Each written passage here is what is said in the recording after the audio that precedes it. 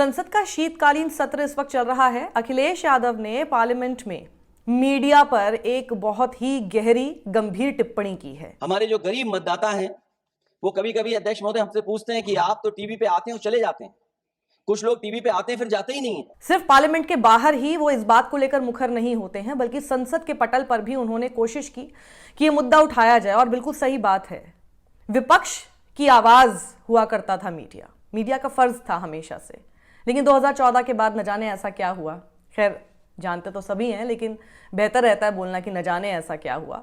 Safe रहता है, safety valve की तरह, कि 2014 के बाद मीडिया अपना काम करना ही भूल गया, विपक्ष के साथ खड़ा होना ही भूल गया, या विपक्ष की आवाज को बुलंद करना ही भूल गया। और विपक्ष की आवाज को अगर मीडिया भी जनता तक नहीं पहुंचाएगा, लोगों ने क्या कहा है, अखिलेश यादव ने मीडिया पर टारगेट करते हुए, मीडिया पर निशाना साधते हुए और क्या अपील की है।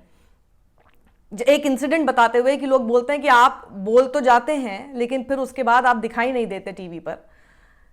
कौन लोग दिखाई देते हैं वो आप सबको पता है। क्या बोला अखिलेश ने, एक बार सुनिए। तीसरा, हम चाहते हैं कि मीडिया का जो रोल है चुनाव में, कुछ बात हम लोगों को समझ में नहीं आती। हमारे जो गरीब मतदाता हैं वो कभी कभी अध्यक्ष महोदय हमसे पूछते हैं कि आप तो टीवी पे आते हैं और चले जाते हैं, कुछ लोग टीवी पे आते हैं फिर जाते ही नहीं है। ये कारण क्या है? अगर इलेक्शन के समय पर हम पॉलिटिकल पार्टीज को स्पेस अगर बराबर नहीं मिलेगा तो शायद चुनाव निष्पक्ष नहीं होंगे। इसलिए अध्यक्ष महोदय आपके माध्यम से मेरा सुझाव ये भी है कि चाहे वो प्राइवेट हो चाहे सरकारी हो, मीडिया में बराबर का कहीं ना कहीं हम लोगों को भी स्पेस मिलना चाहिए। इधर एक नई चीज है, नया जमाना है तो नई चीज है सोशल मीडिया। पहली बार देखने को मिल रहा है कि जहां पर इमेज बनाने के लिए पैसा नहीं खर्च किया जा रहा अध्यक्ष महोदय, दूसरे की इमेज कैसे खराब की जाए उसके लिए पैसा खर्च किया जाता है। जो नकारात्मक जितना कैंपेन है, मैं अध्यक्ष महोदय दावे के साथ कह सकता हूं हमारे पास कोई एजेंसी नहीं है, कोई सोशल मीडिया टीम नहीं है जो हम नेगेटिव कैंपेन रन कराते हो। लेकिन भारतीय जनता पार्टी के पास हजारों ऐसे लोग हैं और हजारों करोड़ रुपए इस बात के लिए खर्च करते हैं कि नेगेटिव कैंपेन कैसे रन किया जाए। और जितना जितना चुनाव करीब आता है उतना सोशल मीडिया से लेकर के हर प्लेटफॉर्म पर नेगेटिव कैंपेन अगर कोई कर रहा है तो वो कर रहा है भारतीय जनता पार्टी के लोग। वहीं बोलते बोलते इलेक्टोरल बॉन्ड पर कुछ ऐसा बोल गए अखिलेश यादव जिसमें उन्होंने कांग्रेस को भी निशाने पर साध लिया। उन्होंने कहा कि भाई इलेक्टोरल बॉन्ड हम उस पर क्या ही बोल सकते हैं क्योंकि हमें तो किसी ने नहीं दिया, कांग्रेस को भी काफी दिया लेकिन वो हमें बताते ही नहीं कि आखिर कौन दे रहा है। उसके बाद देखिए किस तरह से आवाजें हुई, हंसी मजाक हुआ, अखिलेश यादव हंसते रहे, लेकिन क्या गहरी बात बोल गए। और कांग्रेस के लिए भी इलेक्टोरल बॉन्ड से जुड़ी एक बड़ी बात अखिलेश यादव के मुंह से बहुत कुछ कहती है। देखिए आप। इलेक्टोरल बॉन्ड की तो बात हम इसलिए नहीं करना चाहते हैं क्योंकि हमें तो मिला ही नहीं कुछ। अध्यक्ष महोदय क्या बात करूं मैं इलेक्टोरल बॉन्ड। सबसे ज्यादा इलेक्टोरल बॉन्ड अगर किसी को मिले हैं तो सत्ता में बैठे हुए लोगों को मिले। दूसरा कांग्रेस को मिला, कांग्रेस ही हमारे मित्र ऐसे कि हमें नहीं बताते कहां से मिलता है।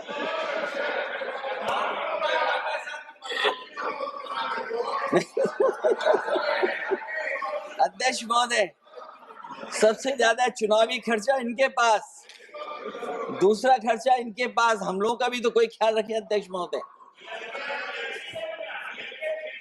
वो आप बता देना। तो ये जो इलेक्ट्रॉन बॉन्ड वाला जो खेल है अध्यक्ष महोदय, ये तो दिखाई देने वाला खेल है। उसमें सोचिए कहां हम लोग टिकेंगे, कहां रीजनल पार्टीज टिकेंगी। इसलिए अगर ये तरीका चुनाव होगा, खर्चा कैसे कम हो, इस पे भी इलेक्शन कमीशन को सोचना चाहिए कि ये खर्चा कैसे कम किया जाए। वहीं सूट बूट पहनकर आए कल्याण बनर्जी। कल्याण बनर्जी हमेशा जिस तरह से पार्लियामेंट में बोलते हैं, अपने हाव भाव की वजह से काफी वायरल हो जाते हैं। The way he says, the way he speaks, he is bit loud.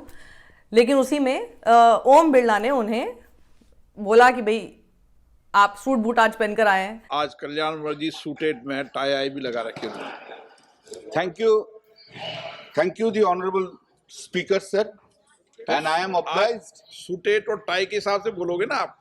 I am obliged that you are holding the chair.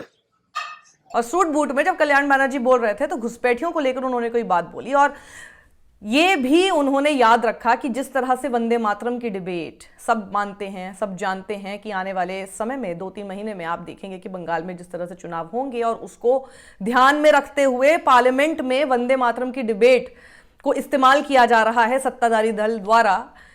तो कल्याण बनर्जी जब बोल रहे हैं, बंगाल की तरफ से बोल रहे हैं, तो क्यों ना वो भी निशाना साधें और बोले कि भाई ये तो एंटी बंगाल पार्टी है या ये बंगाली हेटर पार्टी है, और घुसपैठिया ये लोग कर रहे हैं, लेकिन घुसपैठियों पर अभी तक कुछ कर नहीं पाए हैं।